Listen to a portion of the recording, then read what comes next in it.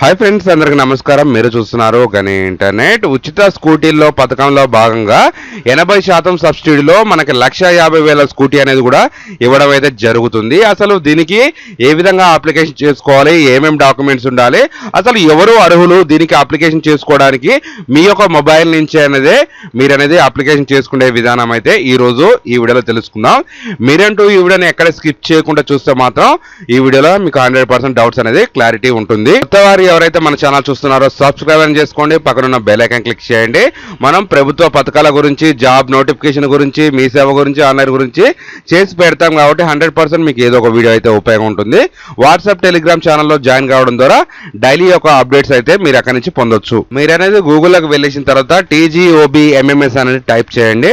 Type చేసినాక ఆటోమేటిక్గా మీకు అనేది ఫస్ట్ లింక్ అయితే రావడం జరుగుతుంది.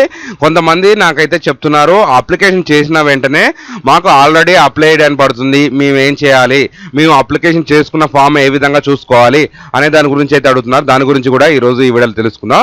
మీరైతే ఇక్కడ నుంచి అయితే జాగ్రత్తగా చూడండి.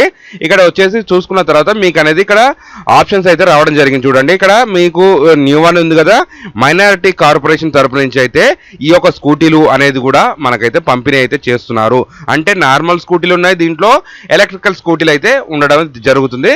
మనకి 80% సబ్సిడీతోనే 1,50,000 రూపాయల స్కూటీ అనేది కూడా మనం అయితే అప్లికేషన్ అనేది చేసుకోవచ్చు.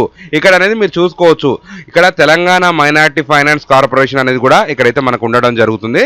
ఇక్కడ మీ యొక్క ఆధార్ కార్డులో ఏ విధంగా నేమ్ ఉంటే ఆ విధంగా నేము, మీ యొక్క ఆధార్ నెంబరు, ఈ రెండైతే కరెక్ట్గా అయితే మీరు అయితే ఎంటర్ చేయాలి. ఎటువంటి రాంగ్ ఇన్ఫర్మేషన్ మీరు ఎంటర్ చేసినా ఈ యొక్క అప్లికేషన్ ఫామ్ అయితే రిజెక్ట్ అయితే చేయడం జరుగుతుంది. అలాగే మీ పైన అయితే యాక్షన్ అయితే తీసుకోవడం జరుగుతుంది. ఇక్కడైతే మీరైతే ఇంపార్టెంట్గా ఇవనేది ఫిల్అప్ అయితే చేయాలి. ఇక్కడ ఒక రేషన్ కార్డ్ నెంబర్ అయితే కంపల్సరీ అడుగుతున్నారు. రేషన్ కార్డ్ నెంబర్ అనేది కూడా మీరైతే ఎంటర్ చేసుకోవాలి. మీరు అర్బనా రూరలా అనే దాని గురించి కూడా ఇక్కడ ఉంటుంది చూడండి. అర్బనా రూరల్ అనే దాని గురించి కూడా మీరైతే ఇక్కడ క్లిక్ చేసుకోవాలి. ఇక్కడ మేల్ అని ఉంటుంది చూడండి, ఇక్కడ మేల్ అని ఉంది, కొంతమందికి ఫీమేల్ అని వస్తుంది, కొంతమంది మేల్ అని వస్తుంది. అక్కడ ఆటోమేటిక్గా ఆప్షన్ అనేది మీరు సెలెక్ట్ చేసుకోవాలి. ఇక్కడ ఫాదర్ యొక్క నేమ్ ఎంటర్ చేయాలి. ఇన్కమ్ సర్టిఫికేట్ అయితే ఇక్కడ మ్యాండేటరీ అయితే కాదు. నెక్స్ట్ డేట్ ఆఫ్ బర్త్ అనేది ఆధార్ కార్డులో విధంగా ఉన్నది ఎంటర్ చేయండి. ఇక్కడ నార్మల్గా మీ యొక్క యాన్యువల్ ఇన్కమ్ ఎంత ఉంటుందో ఎగ్జాంపుల్ అనేది కూడా మీరైతే వేసుకోవచ్చు. మీ యొక్క రన్నింగ్ 2 మొబైల్ నెంబర్ అనేది ఇవ్వాలి. ఎందుకంటే ఒక నెంబర్ కలవకపోయినా ఒక నెంబర్ అనేది చేస్తారు అధికారులు. ఏదైనా డౌట్స్ ఉన్నా కానీ మీకు అయితే అక్కడి నుంచి అయితే తెలుసుకుంటారు. నెక్స్ట్ ఇక్కడ రిలీజియన్ సంబంధించి చూస్తే మాత్రం హిందూస్కి అయితే ఎలిజిబిలిటీ లేదండి. ఇది ముస్లిమ్స్కి, సిఖ్స్కి, బుద్ధుస్కి వీళ్ళకి అనేది కూడా ఉంటుంది. ఈ విధంగా అయితే మీరు చూసుకోవచ్చు. ఖచ్చితంగా అయితే డ్రైవింగ్ లైసెన్స్ ఉండాలి. డ్రైవింగ్ లైసెన్స్ సంబంధించిన డేట్ ఆఫ్ ఇష్యూ, అంటే మీకు ఎప్పుడు ఆ డ్రైవింగ్ లైసెన్స్ వచ్చిందనే దాని గురించి కూడా ఇక్కడ అనేది మీరైతే డేట్ ఇవ్వాలి. ఎస్టిమేషన్ కాస్ట్ వచ్చేసి 1,50,000 స్కూటీ ఉంటుంది. మనకి 80% సబ్సిడీ అనేది ఉంటుంది. 20% అనేది మనం పేమెంట్ కట్టుకుంటే సరిపోతుంది. అంటే ఎగ్జాంపుల్ ఒక 1,00,000 రూపాయల బైక్ అనేది ఉన్నదనుకో, ఆ 1,00,000 రూపాయలకి 80% అనేది గవర్నమెంట్ రాయితీ కల్పిస్తుంది. మనం అనేది 20,000 కట్టుకుంటే సరిపోతుంది అనేసి కూడా ఇక్కడైతే మీరు చూసుకోవచ్చు. మీ ఆధార్ కార్డులో ఏ విధంగా ఉంటే ఆ విధంగా అడ్రస్, డిస్టిక్ సెలెక్ట్ చేసుకుంటే ఆటోమేటిక్ అనేది మీ దగ్గరలో ఉన్న డిస్ట్రిబ్యూటర్లు అనేది మనకు లిస్ట్ అనేది కూడా ఇక్కడ ఆటోమేటిక్ సెలెక్ట్ చేసుకుంటుంది. నెక్స్ట్ ఇక్కడ మీ యొక్క passport size photo, Aadhaar card, ration card, 10th memo, driving licence ఇవనేది ఒక అప్లోడ్ కాపీస్ అనేది మీరు చేసుకుంటే సరిపోతుంది. దీనికైతే పెద్ద డాక్యుమెంట్స్ అయితే ఏం అడగలేదు. మీ యొక్క photo, Aadhaar card, income certificate mandatory కాదు, క్యాస్ట్ సర్టిఫికేట్ మ్యాండేటరీ కాదు. ఇక్కడ ఒక రేషన్ కార్డు అడుగుతున్నారు కంపల్సరీ. మీరు ఒక 10th మెమో, డ్రైవింగ్ లైసెన్స్ ఉంటే సరిపోతుంది. మీకు ఆల్రెడీ ఎగ్జిక్యూటెడ్ అని ఉన్న వారికి మాత్రం మీరు అనేది మళ్ళీ మొదటి ఆప్షన్లకు అనేది వెళ్ళండి.